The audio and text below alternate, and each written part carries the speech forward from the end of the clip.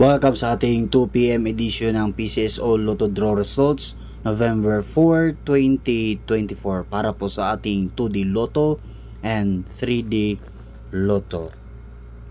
Ang ating pong 2D Lotto result November 4, 2024. Ang resulta po ay 10 and 20 in exact order.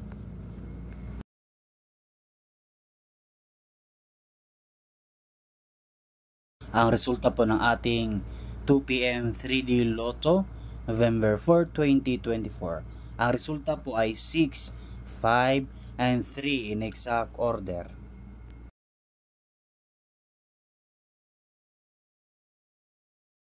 Thank you so much for watching. Don't forget to subscribe our YouTube channel para updated kayo sa ating draw results araw-araw.